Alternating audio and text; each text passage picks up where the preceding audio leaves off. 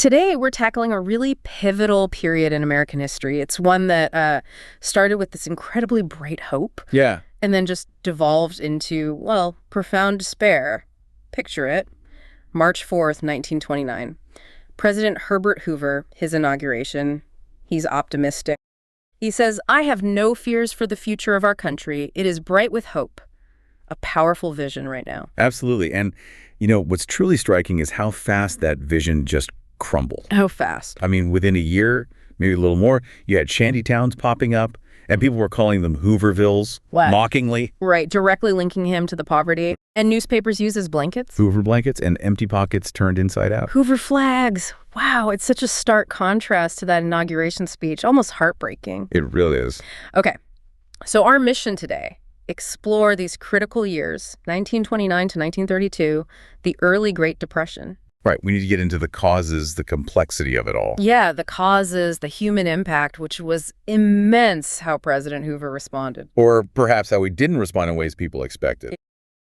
And the legacy of his whole approach. We've got historical excerpts, research, lots of insights to guide us. Good stuff to sift through. Our goal is really to help you understand not just what happened, but why. Some unexpected details, what it meant for regular Americans. And hopefully do it without making your head spin. It's a lot to take in. We'll try. Okay, let's unpack this. Where do we start? The Roaring '20s seem like the place. Definitely. To really get the crash, you need that context. Hoover's initial agenda was very much tied to that Coolidge prosperity idea. Minimal government, right. Let the economy run wild, essentially. Pretty much unfettered growth, individual merit. The idea was this would basically banish poverty. He truly believed less government meant more prosperity for everyone. It's interesting, though, because his background wasn't entirely hands-off. Yeah. He had this significant humanitarian side. That's a great point, the relief efforts. China, during the Boxer Rebellion. Yeah, and coordinating massive food relief in Europe after World War I. He headed the U.S. Food Administration, so he wasn't against organization or aid in principle. Which makes his presidency even more fascinating. His early months even hinted at reform. They did. Expanding civil service, cracking down on those oil leases from the Teapot Dome scandal. Getting Al Capone arrested, setting up the Federal Farm Board, tax cuts. Funds for slum cleanup, the Veterans Administration, Federal Bureau of Prisons. He even proposed something like an old age pension, very similar to Social Security, years later. So a complex figure, not just a simple do-nothing guy, but definitely anchored in his specific philosophy about government's role. Which then runs headlong into this climate of speculation that was just absolutely rampant in the late 20s. Rampant is the word. That prosperity fostered this. Well, this almost euphoric belief that the good times would never end. And the Federal Reserve, our sources suggest, kind of played a role too. Low interest rates, easier reserve requirements. Pumping more money into the system. Yeah, about 60% more money supply. It created this, false sense of safety, made people feel like the prosperity was built on solid ground. When it really wasn't. It was built on speculation. High-risk schemes, basically. People gambling on quick payoffs, often with money they didn't actually have. We saw early versions of this, like Ponzi schemes popping up. Yeah, encouraging novice investors, people who didn't know better, to put money into things with no real foundation. And banks, even cautious ones, started offering easy credit. Letting people invest without really having the funds to back it up. Precisely. Our sources point to some wild examples, like the Florida land boom earlier in the 20s. Oh, yeah. People buying land sight unseen. Completely sight unseen, with borrowed money, just assuming they could flip it instantly for more. And those California real estate ads. Buy now, you are sure to make money. Just unbelievable optimism, or maybe greed. That particular bubble burst around 1925-26. Negative press, hurricanes. But the fever, the speculative impulse, it didn't go away. It just shifted. Right into the stock market. Which brings us to buying on margin. Can you break that down? Why was it such a ticking time bomb? Sure. Buying on margin meant you put down just a small percentage of the stock's price, say 10%, and borrowed the rest from your broker. Hoping the stock price goes up quickly so you can sell, pay back the loan, and pocket the profit. It works great. Yeah. As long as prices keep rising. But if they fall, you still owe the broker the full loan amount, And your stock is worth less, maybe nothing. You could be wiped out and still be in debt. A huge gamble, amplified across the market. And the warning signs were there, weren't they? Definitely. The Dow Jones average had soared, 10 times its value from the start of the decade by September 1929. Incredible. There were dips. Mid-September, a brief downturn. Then the London Stock Exchange collapsed on September 20th. But people mostly ignored it. Largely, yes. Then came Black Thursday, October 24th. The New York Stock Exchange lost 11% of its value at the opening. Panic started setting in. And the big banks tried to step in. Yeah, giants like Chase, National City, JP Morgan, they started buying up major blue chip stocks to try and, restore confidence, stop the bleeding. But it didn't work. It worked for a day, maybe, but the panic was too deep by then. And right in the middle of this growing storm, Hoover goes on the radio, October 25th. What does he say? He tries to reassure everyone. Says the fundamental business of the country is on a sound and prosperous basis. Famous last words, almost. A very brief calm before the real storm. Black Tuesday, October 29th. The day it all truly fell apart. Describe the scene. Our sources paint a picture of just chaos. Utter pandemonium. The opening bell was drowned out by shouts of sell, sell. People desperate to get out. In the first 3 minutes, nearly 3 million shares were traded. $2 million lost. Just like that. Wow. Western Union sending the telegrams with the stock quotes. They tripled their usual volume. Phone lines were completely overwhelmed. Brokers couldn't keep up. And the stories from the floor. Fistfights. Brokers fainting. Yeah, exhaustion, stress, trade slips piling up in trash cans because they couldn't process them fast enough. Torn suit coats, crumpled eyeglasses found later. Even a broker's artificial leg and a parrot. Bizarre details, right? But they paint a picture. A discarded bird cage with a live parrot inside, apparently squawking, "More margin! More margin!" Oh my gosh, that captures the absurdity and the terror of it all. So the numbers for Black Tuesday. Over 16 million shares traded. That was a record that stood for decades. And the losses. An estimated $14 billion vanished in one day. Unimaginable wealth, just gone. And then the banks started calling in those margin loans. Immediately, people couldn't pay. Their stocks were sold off at rock-bottom prices, wiping out life savings. But the debt, that often remained. Devastating. So the immediate aftermath, the market just kept falling. Oh, yeah. Between September 1st and the end of November 29, the market lost over half its value. Something like $34 billion evaporated from its peak value. And crucially, you mentioned earlier, it wasn't just wealthy stock owners affected. No, that's key. Only about 10% of households actually held stock, but over 90% of the banks had invested heavily in the market. So when the market crashed, the banks... They were deeply wounded.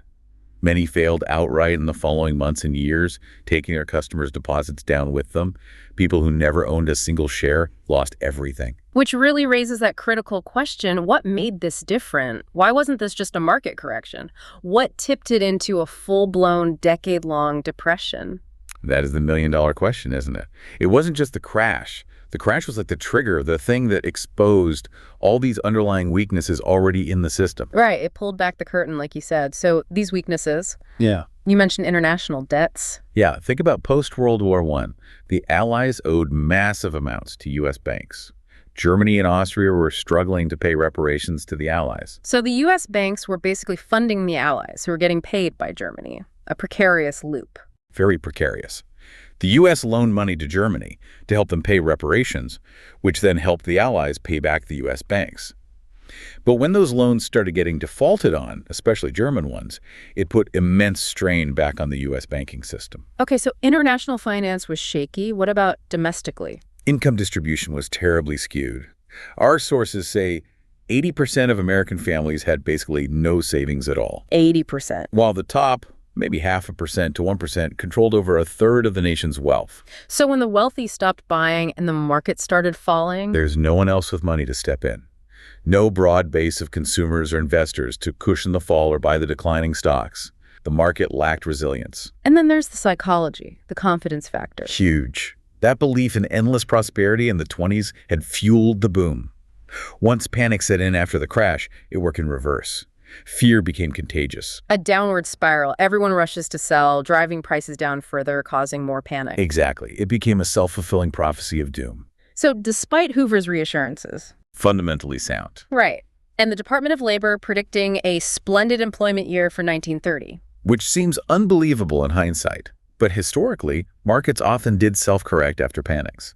But not this time. Not this time. It just kept spiraling down. Bank runs became more frequent. People lined up, desperate to withdraw their cash before the bank failed. Which, of course, often caused the bank to fail faster. A vicious cycle. And the impact spread to core industries. Automotive, construction, huge employers. How bad was it for them? Really bad. Fewer cars were built in November 1929 than November 1919, 10 years earlier.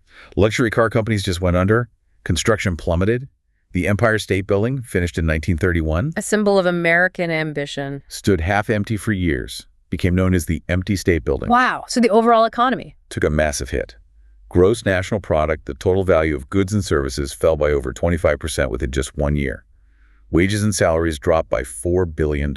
And unemployment. Tripled. From around 1.5 million at the end of 1929 to 4.5 million by the end of 1930. And it would just keep climbing. The scale was truly unprecedented. So for ordinary Americans, this wasn't some abstract financial crisis. It hit home hard and fast. Immediately.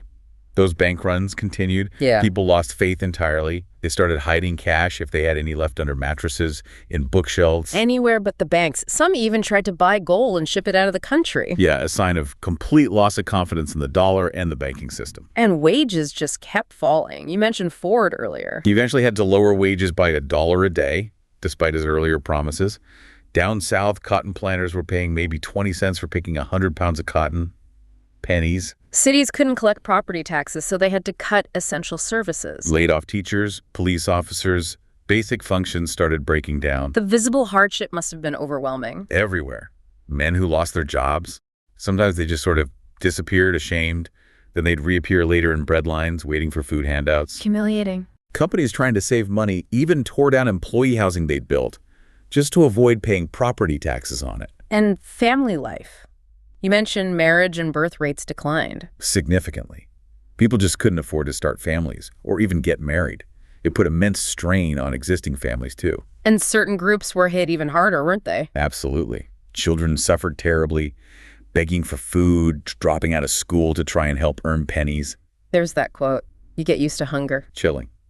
And sadly, there were documented cases of actual starvation.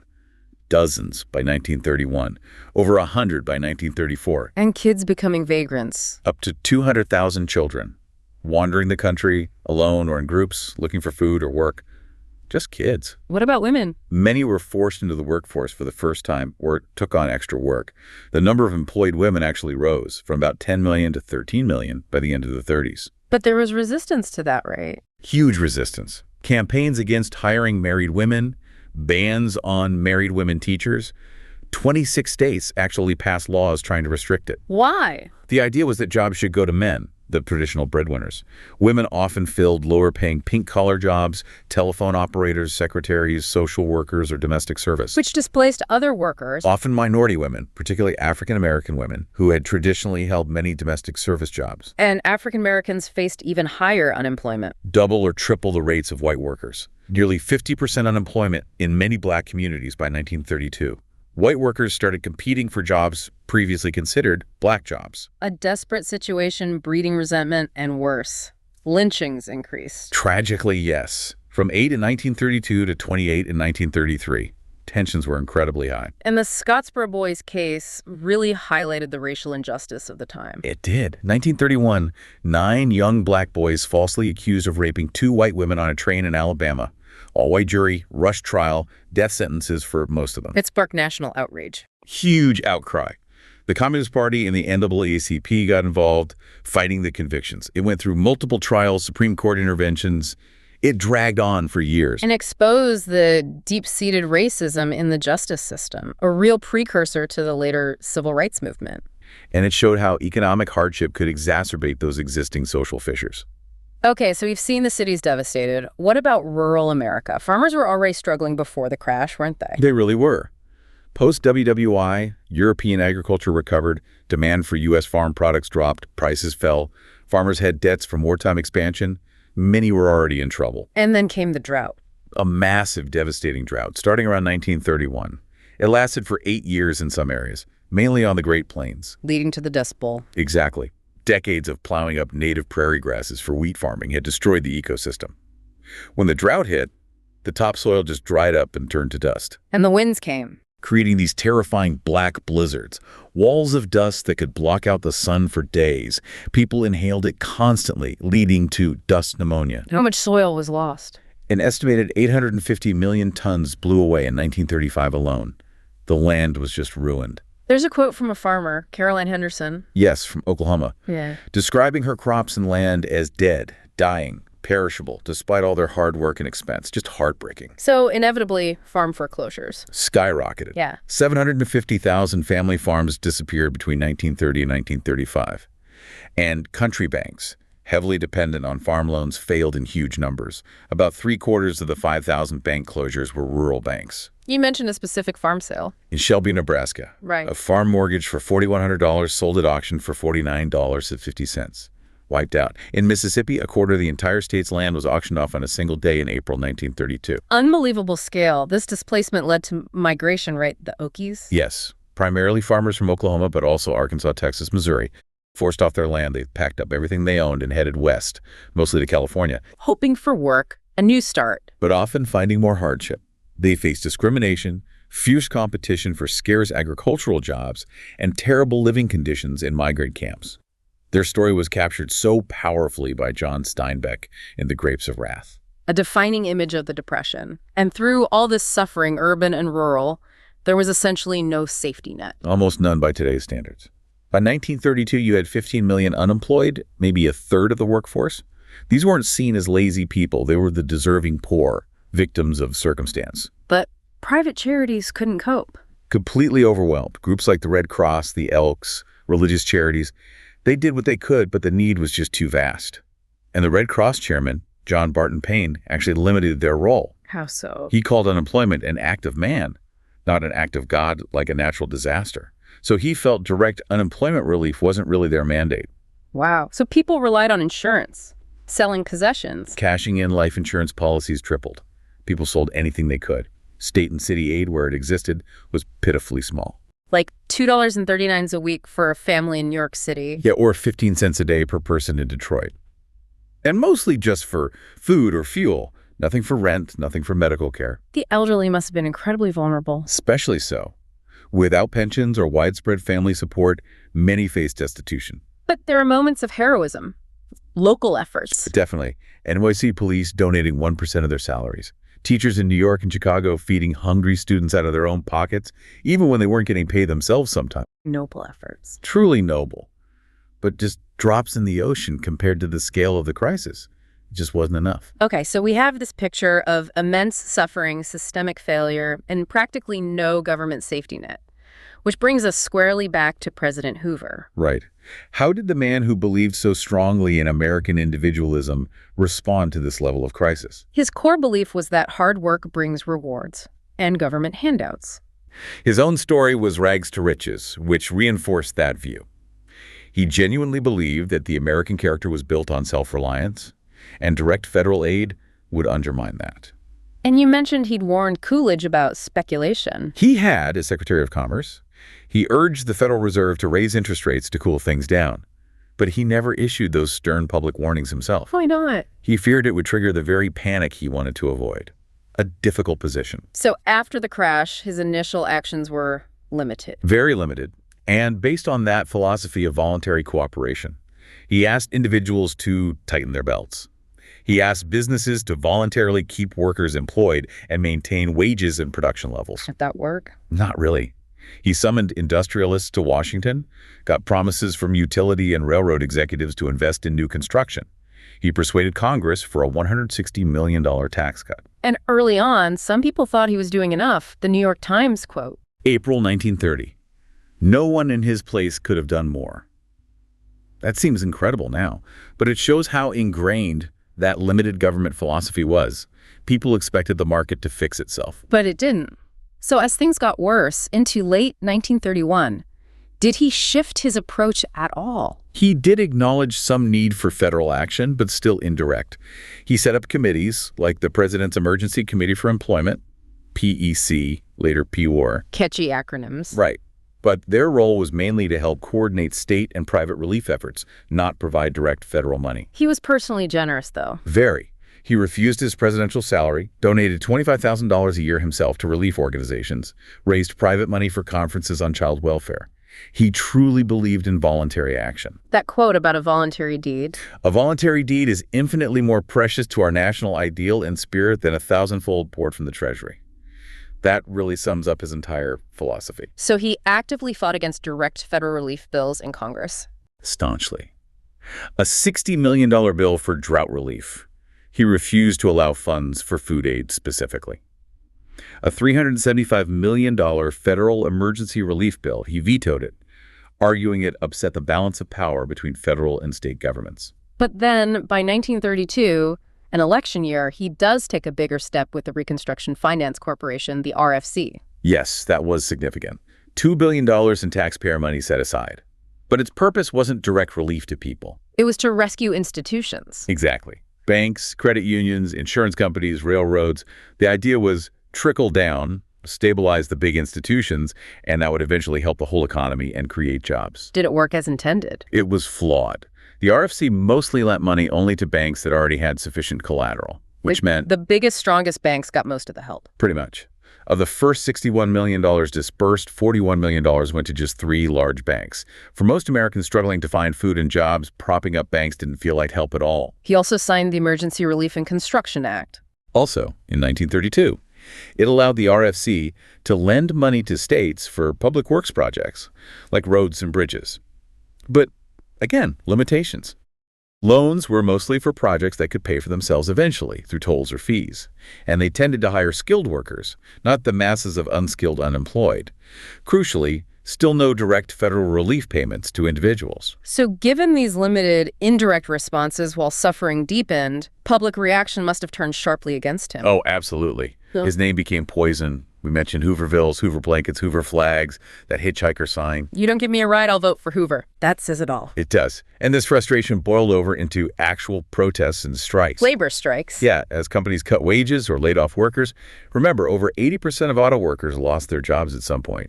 The Ford Hunger March in '32. Where police fired on marching unemployed Ford workers? Yes, marching from Detroit to Dearborn. Police used tear gas, then opened fire. 4 workers killed, many more injured. It was a brutal sign of worsening labor relations. And farmers protested, too. Vigorously. The Farm Holiday Association, led by Milo Reno in the Midwest, they demanded government price supports for crops. What did they do? Called for farm holidays, basically strikes, where farmers refused to sell produce or buy goods. They blockaded roads to stop non-members from getting to market, sometimes dumped milk, destroyed crops. Desperate measures and penny auctions. That was clever, in a way. When a neighbor's farm was foreclosed and auctioned, other farmers would show up, intimidate any outside bidders, bid pennies for the land and equipment, and then return it all to the original owner. Community solidarity pushing back. But sometimes it got violent. It did. Farmers threatened to hang a judge in Iowa who was signing foreclosure orders. Tempers were running incredibly high. But the protest that really sealed Hoover's fate in the public eye was the bonus army. Summer of 1932. 15,000 World War I veterans marched on Washington, D.C. What did they want? Early payment of a bonus certificate they'd been promised, due in 1945. They argued they needed the money now. So they set up camps? Right in the city. Occupied some vacant federal buildings, built a large shanty town across the Anacostia River, camped out with their families, waiting for Congress to act. But the Senate rejected their demand. Yes, and Hoover wanted them gone. He ordered the D.C. police to clear the occupied buildings. Things got tense, shots were fired, 2 veterans were killed. And then Hoover called in the army. He did. He ordered General Douglas MacArthur with his aides, Dwight Eisenhower and George Patton, ironically, to forcibly remove the veterans from the city. How did MacArthur handle it? He went way beyond Hoover's instructions, arguably. Used cavalry, tanks, infantry with bayonets, and tear gas to drive the veterans out of the city and across the river. Tear gas against veterans and their families. Yes. Then they burned the main Anacostia shantytown to the ground. Dozens were injured. Tragically, reports indicate a 12-week-old baby died from exposure to the tear gas. Oh, that's horrific. The images. Newsreels and photos of the U.S. Army attacking its own veterans. It was a public relations disaster for Hoover. It cemented his image as cold, heartless, and out of touch. Absolutely devastating politically. So, as we wrap up and look at Hoover's legacy, it's complex, isn't it? Not all negative. No, not entirely. On foreign policy, particularly with Latin America, he actually did quite well. Laid groundwork for FDR's good neighbor policy. The Clark Memorandum. Right, in 1930. It repudiated the old Roosevelt corollary, basically saying the U.S. wouldn't intervene militarily in Latin America quite so readily. He withdrew troops from Haiti and Nicaragua. And the Hoover-Stimson Doctrine. That was a response to Japan invading Manchuria and China. It stated the U.S. wouldn't recognize any territory taken by force. A moral stance, though not very effective in stopping Japan. But his economic foreign policy was less successful. The Smoot-Hawley tariff. Yeah, 1930. It raised tariffs dramatically on thousands of imported goods. The idea was to protect American jobs, but it backfired. Massively. Foreign countries retaliated with their own tariffs on U.S. goods. International trade plummeted, which just made the global depression worse for everyone. The Hoover moratorium on WWI debt payments also faced opposition and didn't solve much. What about civil rights? His approach was somewhat paternalistic. He felt African Americans would progress through education and gradual assimilation, didn't push for strong federal anti-discrimination laws. But he paid attention to Native American. More so, yes. He appointed Charles Curtis, who was part Kaw tribe, as his vice president, the first and only Native American VP. He appointed a reform-minded head of the Bureau of Indian Affairs, Charles Rhodes. And increased funding. Doubled federal spending for Native American schools and health care. Advocated for self-sufficiency under the Indian Citizenship Act of 1924. So, some positive steps there within that assimilation framework. So the final assessment, he's often blamed for the whole thing. He gets blamed for the depth and length of the Depression. That Will Rogers quote is perfect. If an American found a worm in their apple, they would blame Hoover for the worm. He ranks as one of the least popular presidents, historically. But you have to see him as partly a product of his time. Elected on that promise of normalcy, limited government. And he stuck to his guns. That deeply held belief in American individualism just didn't allow him to pivot towards the kind of massive, direct federal relief that the crisis arguably demanded. And by early 1932, his political fate was sealed. Pretty much, leading directly to his landslide defeat by Franklin D. Roosevelt. Okay, so we've traced this arc from Hoover's optimism at the start to the shock of the crash, the Hoovervilles, the sheer human suffering across the board. We saw how speculation and underlying weaknesses combined. Reading a perfect storm. We looked at the devastation, kids hungry, farmers losing land to dust, the lack of any real safety net. And Hoover's response, constrained by his philosophy. Voluntary action, indirect aid. Which just wasn't enough. Leading inevitably to his political downfall. And it wasn't just economics and politics changing, was it? There was a cultural shift happening, too. A profound one. You see it in the arts, music, movies of the time. Think The Grapes of Wrath, or films like Mr. Smith Goes to Washington that emphasize community and fighting corruption. That song, Brother, Can You Spare a Dime? Captures the mood perfectly. But there were also escapist Hollywood musicals, offering a fantasy world away from the grim reality. It all reflects this move away from pure, rugged individualism towards, well, maybe a greater sense of shared struggle and the need for community, for collective resilience. So tying it all together, the Great Depression, especially these early Hoover years, really forced a fundamental rethink in America, didn't it? About government, the economy, society. Absolutely. Challenged core values, forced people to ask big questions about how society should work, especially in a crisis. So here's a final thought for you, our listeners. Thinking of that immense adversity, the Dust Bowl, the breadlines, the bonus army, what really stands out to you about the resilience people showed? And how might those lessons, learned the hard way back then, inform how we face our own big, complex challenges today in this interconnected world?